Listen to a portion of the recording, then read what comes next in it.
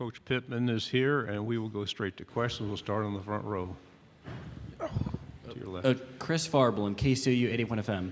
Coach, you guys have recruited at a top 25 level over these past few cycles, but you guys have also been big-time players in the transfer portal. I was just wondering, as a coaching staff in the modern era of college football, how do you balance building a roster with recruiting and using the portal? Well, we always want to recruit high school players.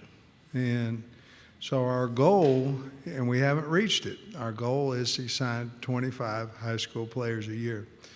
And I think last year we signed 21. And whatever you have left over, you know, it depends on how much scholarship you have, but basically at that point you get one leave, you bring one in. One leave, and that's kind of your portal swap, if that makes sense. But we want to sign 25 high school kids a year if we can. We've just fell short of that a little bit. Roster management is the hardest thing right now because of how many times the portal's open. Right side. Dan Peck, ESPN 106.7 in Auburn. Coach, you had two controversial close losses to Auburn to begin your tenure. Last season, you guys go to Jordan-Hare and control the game and really win going away. The significance of that for your program and just your thoughts on getting to play Auburn every year. You know, at the time, I thought it was a big deal, you know, because we went there. You know, it's obviously a little bigger deal when you win, but when you win in somebody else's place. When people's done that to us too. But, yeah, I mean, Auburn's a historical, proud program and things of that nature. And I know Coach will turn the program back to where it was. He's a fine football coach. But that was big for our program. We hadn't done it, you know, and, you know, the 2 years before that, we probably should have won the game, and we didn't. So that was good to go back and win the game. Left side, third row. Coach Clint Schweitzer from Starcade Media in Kansas City. The battle line rivalry with Missouri has certainly evolved since Missouri joined the league in 2012. Just kind of talk about the significance of that game and what it's been like competing against Coach Drinkwitz since you've been at Arkansas. Yeah, I wish that we had won more than one of the three, you know. We've lost a couple games by 2 points and certainly have high respect there. I like the rivalry. I think Coach does. I won't speak for him, but I think he does as well. To me, that's our rivalry. You know, I know to our fans, I think it's Texas probably, even though we haven't played them in many years. We played them a couple years ago, but not regularly. And or LSU, but I respect the program, Missouri, but obviously we're on the short end. Since I've been there, we're on the short. We're 1 and 2, and we've got to try as hard as we can to get that fixed. Front row, right side. Hey, Coach. Steve Moulton, WZZN out of Huntsville. Hope you're doing well. You've been pretty vocal on your philosophy change in the portal this last go-around. Was it someone inside the program, outside of the program? What led to that philosophy change for you? Well, are you talking about my?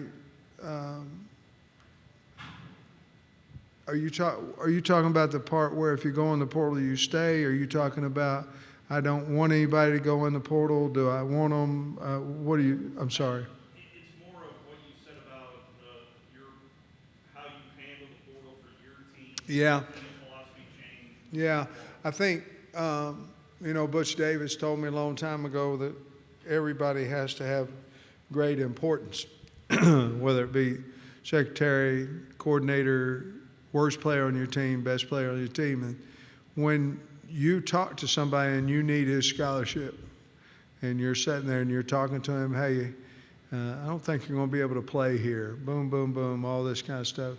That young man goes back. You don't say, I'm taking your scholarship. None of us coaches do that, but you're encouraging him. He goes back to the best player on your team. It might be his best friend, and you lose both of them. This year, I said, oh, what changed the philosophy of it? I just thought the other one wasn't working. And so I just told everybody, I don't want anybody to leave, and the whole team.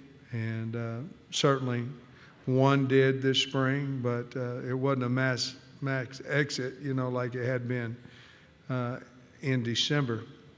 So it just changed the way that is because the other wasn't working, to be honest with you. Left side, fourth row. Tyler Shaw with KBTX in College Station. Just curious your thoughts on the Texas A&M Arkansas rivalry and your time there, and just what transpired last year. What kind of you took away from last year's game? I love that going to play in A&M. Like to play them in Dallas. I do. Not for sure that in the future wouldn't want us to play A&M in Razorback Stadium, but I like that game. It's a big game. Obviously, last year we started off a little faster than they did, and looked like we were going to possibly take control of the game at some point. And not only was it a turnover, it was a turnover for 7. We learned a lesson. We've got to get our kids back faster. We were still ahead at halftime. We've got to get our kids back faster. That's my responsibility. I've got to do a better job. Obviously, I thought at the end of the game we'd make the field goal and we'd go home and win. We did not. And Cam Little's made a whole lot of field goals for us. So it wasn't that mess. We had a snap that went awry at the end when it looked like we were going to score. A lot of things went on in the game. So a lot of respect for A&M. I really like Jimbo Fisher. But obviously he wants to beat us and we won't beat him too. But I do respect the rivalry of Arkansas A&M. Right side, third row. Coach Billy Jones, KCOU, Columbia, Missouri. I was curious, you touched a little bit on that A&M game. I think it was 5 losses by a combined 9 points. You bring in a new strength and conditioning coach this year. Was that part of it, hoping for someone to help your team finish games a little stronger? Yeah, I thought we got pushed around, at times. And, man, it's hard for me to say that because I'm an offensive line coach. And I thought we got pushed around. Missouri, goal line down there. LSU, goal line. So I thought there was a change that be needed. Nothing negative about anybody. It's just thought a change would be needed. I think you see the kids that we brought with us. They have changed. So absolutely. You win 4 more games, you win 11. Well, everybody can say that, but I don't know if a lot of people can say, hey, you lost 4 games by 9 points. And you go to specific situation of why you lost them. We got to clean that up. And part of that is the size and toughness and physicality of our football team. Left side, fourth row. Coach Pittman, Jamal Kennedy, WSFA 12 Sports in Montgomery, Alabama. Your team returns to Tuscaloosa this fall, where you guys played a really tough game back in 2021. What do you remember about the atmosphere in Bryant-Denny Stadium that Saturday? Yeah, they like football over there. A lot of fun. I tell you, any competitor wants to go in and play in those type venues. Hopefully Arkansas is that way when they come in to see us as well. But it was I think it was a night game, if I remember right. And back and forth and back and forth. And they kept throwing touchdown passes, and we kept trying to answer, but at the end, we kicked an onside kick, and Traylon Burks got killed out there trying to get the onside. But great atmosphere, great game, storied program. Nick Saban, a lot of things, a lot of good about that situation. Second row. Hey, Sam, I was wondering if you could walk me through your process of hiring Travis Williams, what you liked about him and his past stops, and did his SEC experience kind of have any factor into that? A lot to do with that. I had a lot because he understood recruiting, understood urgency. It's just different. Urgency of coaching in the SEC, urgency of recruiting in the SEC. It's different, man. Everybody say it ain't. It's that they're lying. It's different. And so I wanted somebody that understood that. And obviously, I liked his style. He's very, very aggressive. I liked his style. I liked the fact that he's going to keep 4 linemen on the D-line in the game. Even if he's in an odd front, he can walk one up. But he was so positive, and he had a reputation before I ever went in there as a recruiter. And in the world of portal, you better have some guys that can recruit, because if you can't, you're going to be gone. And I just felt so at ease that if I hired him, that he could help me replace somebody if they did go in the portal, and he might be a reason why some of them might not go in the portal, if that makes sense, just by what kind of character, what kind of man he is. I love the guy. He's a wonderful, wonderful person. Third row on the aisle. Yeah, Coach, Evan Camico, Pig Trail Nation. Kind of on the topic of Travis Williams, we were talking to Landon earlier, and he brought up the fact that Travis is DJing in the locker room already, and I know you had a jukebox last year. Yeah. Is there any way we could see, is there potential that Travis is going to play some music or some more Stevie Nicks this year? What are you going to play?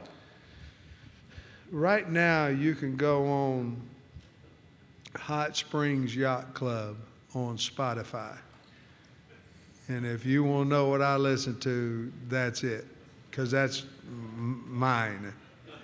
But I'm into mixes right now. I'm into, old songs with a new mix, I'm kind of into that. Like maybe the top 7 or 8 of those I put on this summer. But no, we're going to still have a little bit of jukebox music. I was on stage actually singing Hot Blooded with Foreigner last Friday. They shut my mic off. I don't know if the guy's afraid I'd take his job or what. I got a job. Don't worry about it. But I was up there. Front row. Jason Batacchio from the Arkansas Democrat Gazette. You don't want it to. I know you fielded a lot of OU in Texas entry into the SEC questions today, but kind of in a perspective of your program, obviously there's an arms race for getting the top-notch facilities, having the best collectives gauged at athletes. How do you feel like Arkansas, from your time coaching here, has kind of had the right sell for athletes, and what makes it unique in comparison to the rest of the SEC programs, especially UT and OU? Yeah. Oklahoma, there's Oklahoma State, and Arkansas State is also in Arkansas. It's a non-Power 5 team. It's a very good football team, very good coach. But in our state, the Razorbacks are it. And Texas has a lot of followers. Oklahoma has a lot of followers, but we're it in the state of Arkansas. And I think that's very unique. I think you grow up as a baby. There's not any split. You're a hog. And so I think that's a very, very unique situation that we have. The passion is very unique in the state. And so I think Oklahoma and UT will fit in really well with all those things. I think it'll make us, if it makes sense, more powerful, because we'll be able to travel easier. And hopefully when we go into opponents' arenas, that we're able to take a lot of people in there. Final question on the left. Peter Jefferson came back this year, his final year, and he talked about he had kind of some unfinished business to do, and he really wanted to, make his team proud and make his state proud. What does that mean to have an athlete like that come back specifically he doesn't want the glory for himself, he wants to make others proud? What does that say about him as an athlete? Mature, smart, wise, good parenting. I mean, you just don't, that just doesn't happen. And he means it. You know what I mean? It just doesn't happen. I think he's a little bit along your line of Arkansas. I think his loyalty is to the fans and to the state of Arkansas and to his teammates. And he's got that chip. He's got that underdog. I want to prove, he was 14th 2 years ago. Well, hell, so was I, and so he wanted to prove people wrong. He had something to prove. He really doesn't, but he thinks he does, and that drives him, because he's proven everything he needs to prove to his head football coach. I can promise you that. But I look for him to have a wonderful, wonderful season, because he's driven to have that because of things you just mentioned. Coach, great job as always. Thank you very much. Thank you, buddy. Appreciate you.